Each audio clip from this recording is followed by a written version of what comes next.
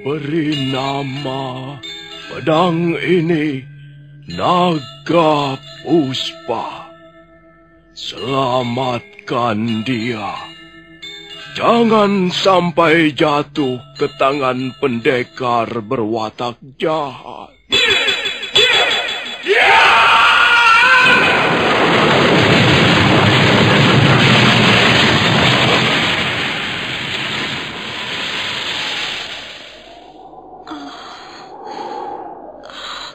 Kakang Kamandanu, kau masih juga tidak percaya bahwa aku mencintaimu. Mesin, maafkan aku, Mesin. Mesin. Mesin!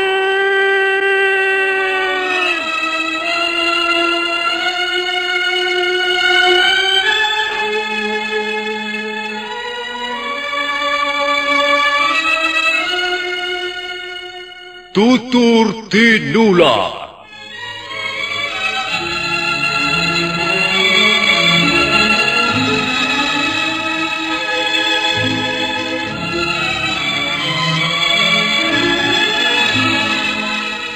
Sebuah sandiwara radio serial, produksi Sanggar Cerita dan teater Sanggar Prativi. Sebuah kisah dengan latar belakang sejarah runtuhnya Singasari dan berdirinya Kerajaan Majapahit.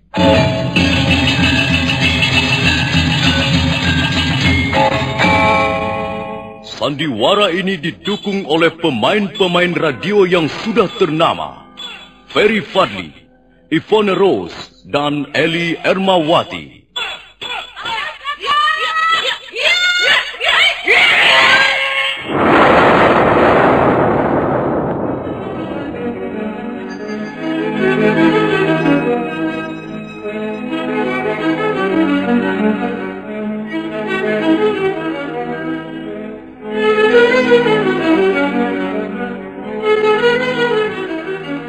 Cerita ini ditulis dan disusun oleh S. Tijab.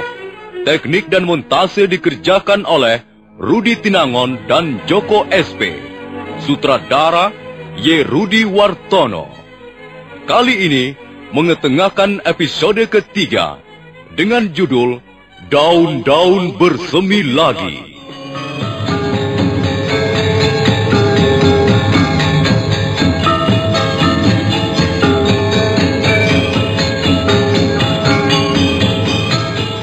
Dalam seri yang ke-75 ini didukung oleh para pemain Edi Dosa sebagai Lau Sisan, Eli Ermawati sebagai Mesin, Ferry Fadli sebagai Arya Kamandanu, Lukman Tambose sebagai Empu Tong Bajil, Margaret sebagai Dewi Sambi, Mario Kulon sebagai Ralumbu, dan pembawa cerita Nusri.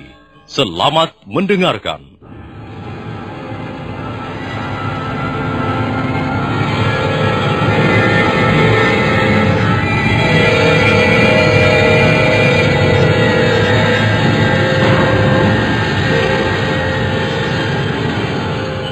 Waktu itu sinar matahari telah mulai semakin lemah. Sebentar lagi lampu malam yang terang benderang itu akan segera bersembunyi di balik malam. Empu Tong Bajil mendengus keras. Matanya menatap Ralumbu yang menghunus dua bilah pedang pendeknya. Pendekar lereng tenggar itu segera memutar tongkat pencabut roh yang tergenggam di tangan kanannya. Monyet Lamongan jelek! Berani sekali kau bersikap seperti itu di hadapanku. Sambi? Iya, Kakang. Jangan menunggu terlalu lama. Nanti keburu gelap. Ayo, siap aji tapak wisamu. Biar orang Lamongan ini menjadi bagianku, Kakang. Kakang Bajil mengurusi kedua orang asing itu. Hei! Hei!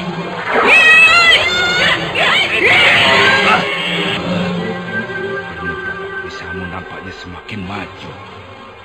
Hampir saja aku tak bisa mengikuti kecepatan jurus-jurus mautmu, Dewi Sambi. Kau tidak perlu memuji aku, Ralumbu. Kita berdiri di pihak yang saling bertentangan. Ayo, tunjukkan permainan pedang pendekmu yang sudah karatan itu. Iya, ku terima tantanganmu. Yut.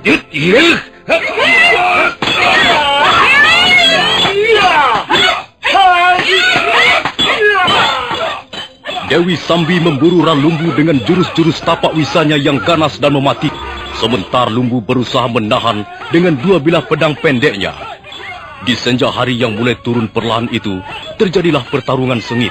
Pendekar Lo merasa kewalahan, membendung ayunan tongkat pencabut roh milik Empu Tong Bajil. Sementara Mesin mencoba menyerang sambil berusaha melindungi suaminya. Suatu ketika Ralumbu kecele karena Dewi Sambi cepat berkelit menghindari gempuran yang bertubi-tubi. Empu Tong Bajil melihat kesempatan baik itu, maka dia memutar langkahnya dan berbalik menyerang Ralumbu. Ralumbu tergagap sebentar untuk kemudian. Mampus kau!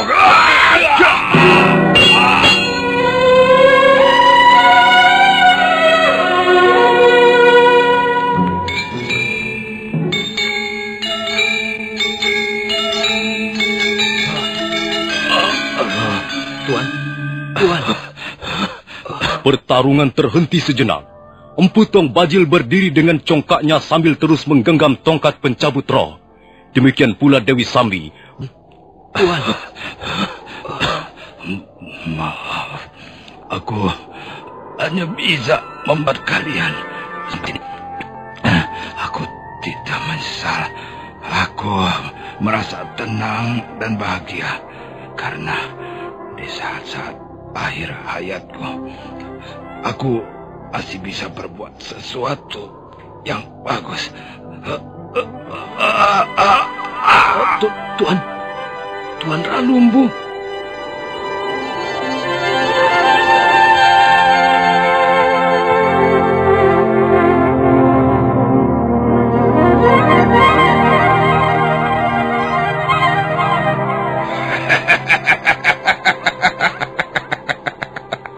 Lihatlah nasib orang yang sok jago. Dia merasa dirinya kuat. Pendekar dari Gunung Lamongan ini merasa hebat dengan permainan pedang pendeknya yang sudah butut itu. Dan karena itu, dia terkapar dengan tulang kepala remuk. Kakang Bajil, sebaiknya kita jangan membuang waktu. Tidak, Sambi, tidak. Tapi aku masih akan bermurah hati. Kalau saja pendekar asing itu mau bersikap lunak dan bersahabat. Hei, pendekar asing. Kau mempunyai senjata yang hebat. Selama ini belum pernah kulihat senjata yang seperti kau gunakan itu. Dan untung kau mempunyai senjata yang ampuh, yang akan bisa menyelamatkanmu di negeri kami ini. Kau harus berterima kasih pada senjatamu itu, pendekar asing. Empu Tong Bajil, baru saja kau bunuh Ralumbu. Sekarang kau mempunyai siasat apa lagi? Kalau kau tidak menurut, kalau kau tidak mau tunduk, nasibmu bersama istrimu itu akan sama persis dengan Ralumbu. Aku akan tetap pada pendirianku. Kami tidak bersalah apa-apa. Kalian tidak berhak menangkap kami. Tidak, sebenarnya aku tidak perlu menangkap kalian. Tunggu, Sambi. Jangan kau potong bicaraku. Aku tidak setuju kalau Kakang melepaskan mereka. Mengapa kau tidak setuju? Mereka tetap harus ditangkap dan diserahkan pada pemerintah Kediri. Tidak perlu begitu. Itu perintah dari Tuan Kebo Mundarang. Aku tidak peduli dengan Kebo Mundarang. Aku tidak peduli, tidak ambil pusing dengan pemerintah Kediri. Biar bumi ini cemplung dan langit itu runtuh, aku harus menjalankan rencanaku. Aku harus mendapatkan apa yang kuinginkan, Sambi. Sambi, jangan kau meracau di depanku. Kau adalah adik seperguruanku. Tapi kau sudah tahu watakku, bukan? Iya, saya tahu. Nah, lebih baik kau diam. Dengan begitu Dewi Sambi akan nampak cantik di mata Tong Bajil. Nah, pendekar asing, apakah nasibmu akan celaka atau mujur, itu tergantung dirimu sendiri. Kaulah yang memutuskan sendiri. Kau pasti mempunyai maksud-maksud tertentu. Ya, benar. Aku akan membebaskanmu. Dan selanjutnya, kau bisa hidup tenang dengan istrimu di negeri ini. Kau bebas, kau merdeka, dan boleh melakukan apa saja. Kau tak akan menjadi pelarian lagi. Nasibmu sebagai buron pemerintah cukuplah sampai di sini. Kau bisa membangun sebuah keluarga yang bahagia dan bebas memilih tempat tinggal di mana kau suka. Persoalanmu yang berat ini akan segera dilupakan orang. Dan kau akan diterima oleh warga desa di mana kau tinggal dengan penuh keramahan. Kalian tidak lagi menjadi orang asing di negeri yang cantik jelita ini. Nampaknya tawaranmu sangat menyenangkan. Tapi aku tidak tahu, ada apa di balik yang menyenangkan itu? Pendekar asing, kemudahan dan kesenangan tidak bisa diperoleh dengan percuma. Tentu saja kau harus membayarnya. Dan aku tidak meminta bayaran yang terlalu tinggi. Aku hanya menginginkan pedang yang kau bawa-bawa itu.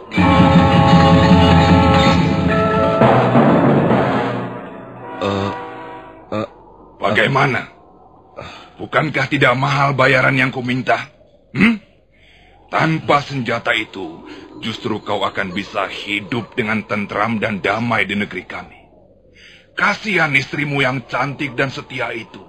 Dia harus ikut menderita karena suaminya menjadi pelarian dan buron pemerintah. Apakah kata-katanya bisa dipercaya? Orang ini licik sekali. Tapi mungkin kali ini benar dia. Rupanya kalian mau berunding dulu. Boleh, silakan.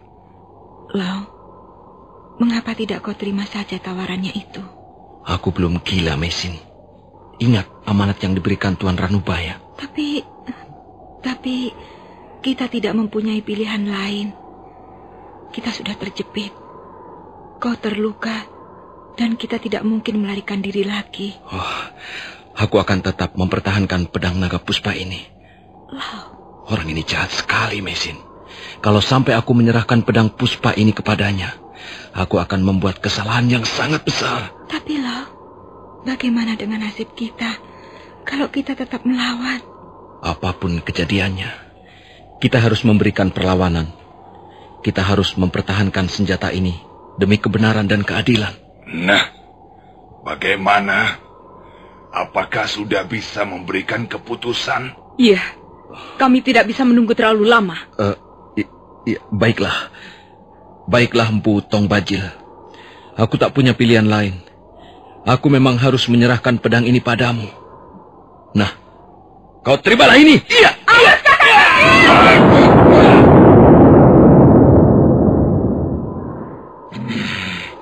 Tikus busuk, kurang ajar. Sambi, ayo kita bunuh mereka. Tak perlu kita ampuni lagi. Tak perlu kita bersikap lunak lagi. Pendekar itu berbahaya sekali. Dia harus mampus. Ya!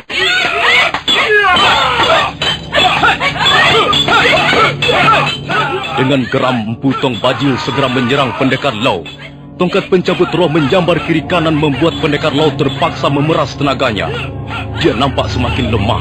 Sambil bertarung, sekali waktu dia melompat untuk melindungi istrinya dari sergapan Aji Tapak Wisa. Hari telah hampir gelap. Cahaya mentari semakin pudar. Empu Tong Bajil mengerahkan kemampuan Aji Segara Geni untuk menyudahi perlawanan musuh-musuhnya. Pada saat itulah, dari balik rimbunan pohon-pohon melayang sebuah bayangan. Bayangan itu langsung mengentakkan kakinya ke dinding tebing dan berbalik menghantam punggung Empu Tong Bajil.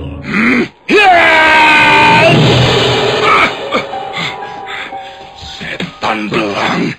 Siapa lagi ini? Ada saja orang yang senang ikut campur. Nampaknya dia orang sinting, Kakang. Lihat saja pakaiannya seperti gembel. Hei, gembel busuk. Minggir kau. Lihat, Kakang. Dia malah berkaca pinggang. Pegang tongkatku, Sambi. Akan kubuat hancur lumat orang sinting itu.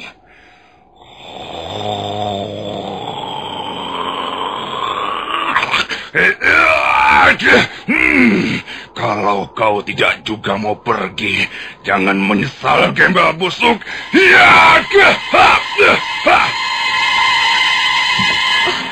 Orang itu lincah sekali, Kakang. Dia melompat seperti ekor bajing. Ayo, gempur mereka. Nanti keburu gelap.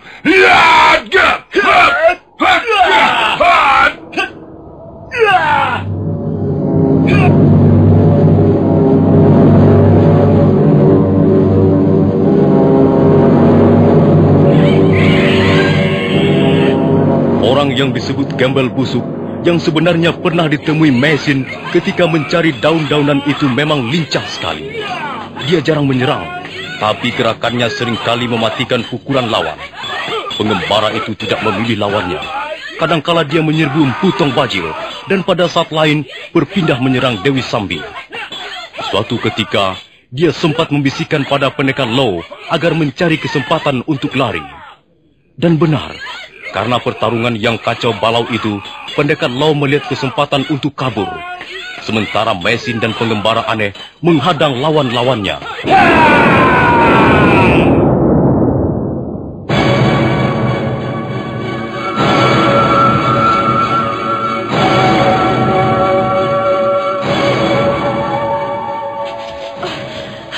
Mereka semuanya kabur, Kakang. Setan alas.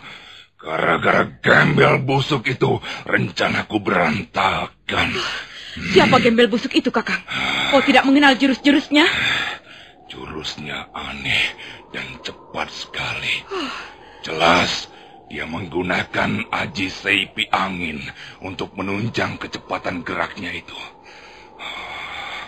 Entah siapa orang itu. Kita telah gagal lagi, Kakang. Iya. Untuk sementara aku akan mengalah. Biar mereka bernapas barang 1 atau 2 hari lagi. Setelah itu, kita kejar lagi mereka. Aku akan minta pada Tuan Kebo Mundarang 200 prajurit untuk mengaduk-aduk Jasun Wungkal, Desa Lembah sampai Kedung Peluk. Masa iya mereka tidak bisa kita temukan?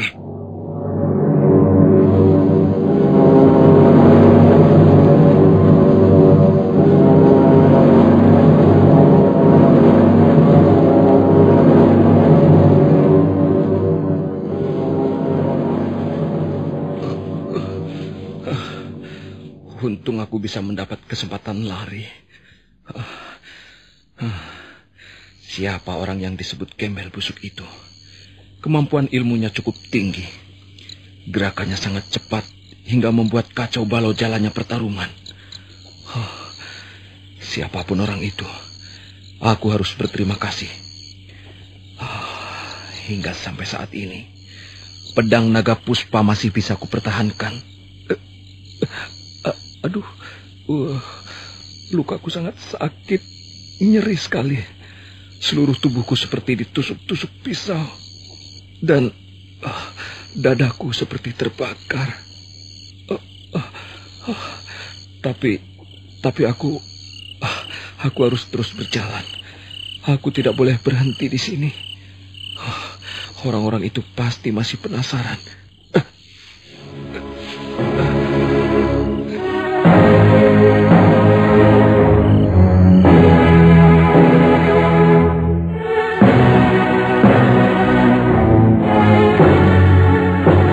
Pendekar Lau terus melangkah terseok-seok.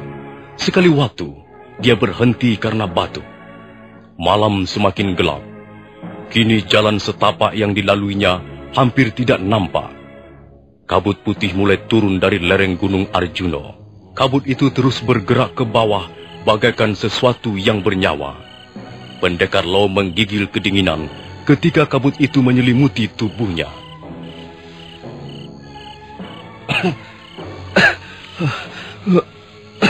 Aduh,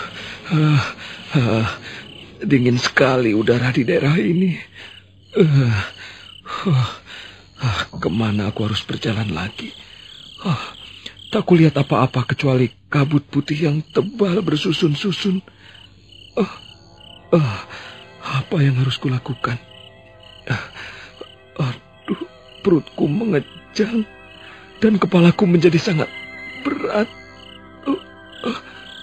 Baiklah, aku akan berhenti sebentar. Aku harus menunggu kabut ini pergi. Baru bisa melanjutkan perjalanan.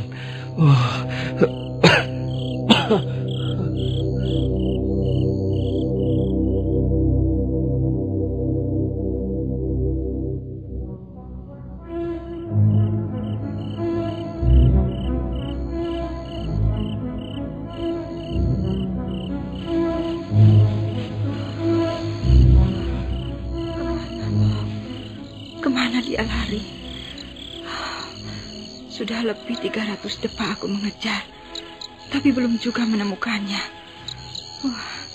Jangan-jangan dia tersesat jalan. Tadi aku dan pengembara aneh itu berusaha menghadang serangan Empu Tong Bajil dan Dewi Sambi. Nampaknya Lo menggunakan kesempatan ini untuk lari demi menyelamatkan pedang naga Puspa. Kemudian pengembara aneh itu memberi isyarat padaku agar aku ikut lari menyusulnya. Tapi kemana dia? Lo, di mana kau? Di mana Lo? Tak ada jawaban. Tempat ini semakin sepi dan menyeramkan. Jangan-jangan Lo tertangkap oleh orang-orang yang mengejar kami selama ini. Lo, di mana kau? Ini aku, istrimu. Lo suamiku. Di mana kau? Lo, jangan kau pergi, Lo. Tunggulah aku. Tunggulah istrimu. Lo, jangan tinggalkan aku. Jangan tinggalkan aku, Lo, sendirian di tempat ini. Lo.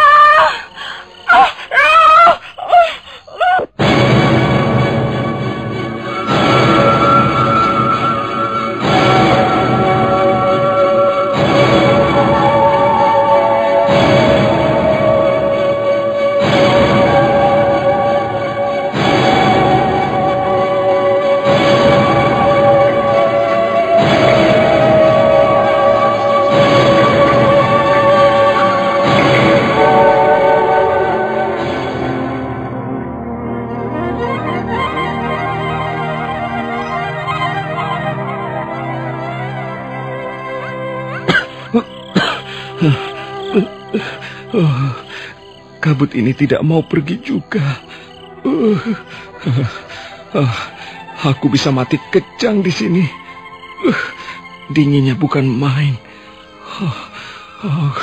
Kalau begini, lebih baik aku berjalan lagi.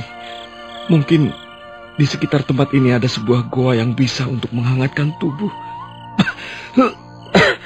Pendekar Lo lalu mencoba untuk bangkit. Dia nampak sudah sangat payah ketika tubuhnya mulai merayap menembus gumpalan kabut dingin. Mendadak,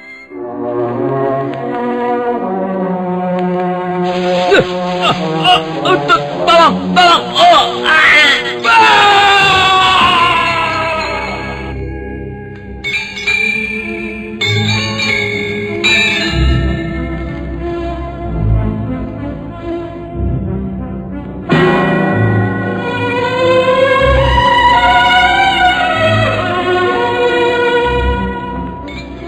Kaki pendekar laut terperosok daun-daunan yang bertumpuk di tepian sebuah tebing.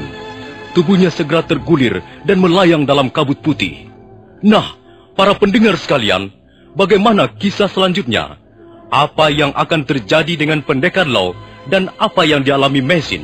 Silakan menantikan seri berikutnya. Sampai jumpa.